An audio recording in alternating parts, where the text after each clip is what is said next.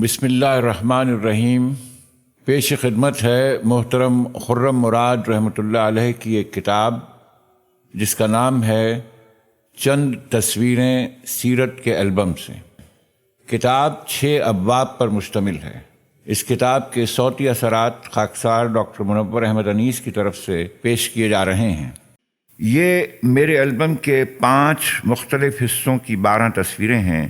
جو میں نے آپ کو دکھائی ہیں۔ یہ تصویریں آپ کے سامنے ہیں۔ میرا دل چاہتا ہے کہ آپ ان کو بڑے چاؤ سے اپنے دل کے فریم میں سجا لیں، بڑی احتیاط سے انہیں محفوظ کر لیں۔ میں آپ کے کان، آپ کی آنکھیں، آپ کے دل ان تصویروں پر ہمیشہ مرکوز رہیں۔ ان کو سامنے رکھ کر آپ اپنی زندگی پر نظر ڈالیں، اپنی روش اور اقدار کو دیکھیں، اپنے کردار، اخلاق اور اعمال کا جائزہ لیں۔ اس لیے فرمایا کہ لقد کان لکم فی رسول اللہ اسوۃ حسنہ۔ سارا حسن و جمال اس زندگی میں سمٹ کر آ گیا ہے جو اللہ کے رسول صلی اللہ علیہ وسلم کی زندگی تھی۔ جس کو حسن کی تلاش ہو وہ عشق و محبت اور طلب پہ کشکول لے کر اس زندگی کے پیچھے چل پڑے۔ یہ حسن و جمال کا بیان اس لیے نہیں کہ صرف سنا جائے، پڑھا جائے، لکھا جائے، اس پر ہم اشش کریں، جذبات میں تموج اور آنکھوں میں نمی آ جائے، لیکن ہمارے عمل پر اس کا کوئی اثر محسوس نہ ہو،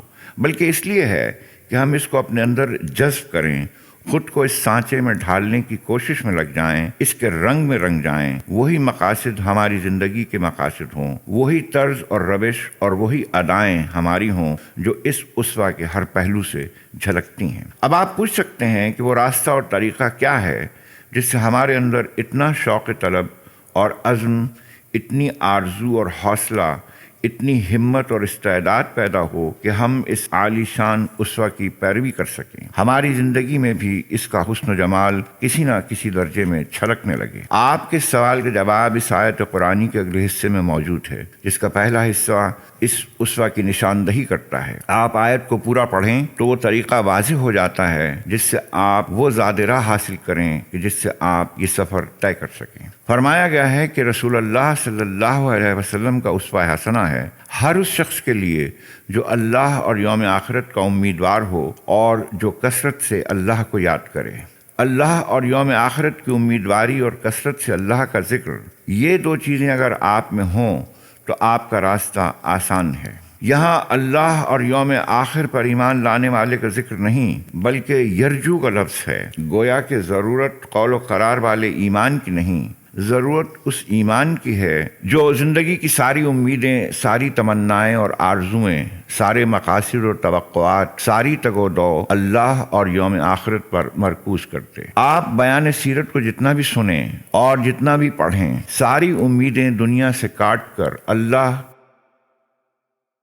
اور کثرت سے اللہ کی یاد کے بغیر آپ کو جس ہمت اور عزم اور جس جذبہ اور روح کی ضرورت ہے اس کا پیدا ہونا مشکل ہے۔ اللہ کے ذکر کے معنی بہت وسیع ہیں، اس کی تصدیق، اس کی تسبیح، اس کی حمد، اس کی تکبیر، اس کا شکر، اس کی وحدانیت کا اقرار و اعلان، اس کے آگے کھڑا ہونا، اس کی راہ میں مال خرچ کرنا، اس کی خاطر بھوکا پیاسا رہنا، اس کے گھر کے گرد چکر لگانا، یہ سب اللہ کے ذکر کی مختلف صورتیں ہیں۔ اس ذکر الہی کے ایک بہت عام معنی یہ بھی ہیں کہ آپ انسانوں کو اللہ کی بندگی کی طرف بلائیں، اس کا پیغام لوگوں تک پہنچائیں، اس کے دین کا چرچا کریں، اس کی خاطر تگ و دو اور قربانیاں دیں۔ ان دونوں حصوں کے درمیان لا کر اس آیت کو جڑ دیا گیا ہے کہ تم مجھے یاد کرو، میں تمہیں یاد کروں گا، اور شکر کرو، ناشکری نہ کرنا، اس لیے کہ میں نے تم پر ہدایت کا دروازہ کھولا ہے، اس راستے پر چلنے کی توفیق دی ہے، اس دروازے میں داخل ہونے کی سعادت بخشی ہے۔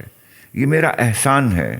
ایسا نہ ہو کہ تم اس کو بھول جاؤ اور ناشکری کرنے لگو، اور مجھے یاد کرو، ایسی یاد جس کی راہ میں آزمائشیں آئیں گی اور صبر کی ضرورت ہوگی۔ ایک پہلو سے اور غور کریں، غار حرا میں پہلی وحی آئی تو اقرا کا پیغام لے کر آئی، دوسری وحی اتری تو توقم فانظر، کھڑے ہو جا اور متنبہ کر کا حکم لے کر آئی۔ اس سے پہلے کہ کوئی وحی نماز کے بارے میں آتی، روزے کے بارے میں آتی، زکوٰۃ اور حج کے بارے میں آتی، اسلام کے دوسرے احکام آتے، پہلا حکم یہ آیا کہ پڑھو کہ تم اللہ کے پیغام سے واقف ہو، اور دوسرا حکم یہ آیا کہ کھڑے ہو جاؤ اور لوگوں کو اللہ کے دین کی طرف بلاؤ اور ان کو خبردار کرو۔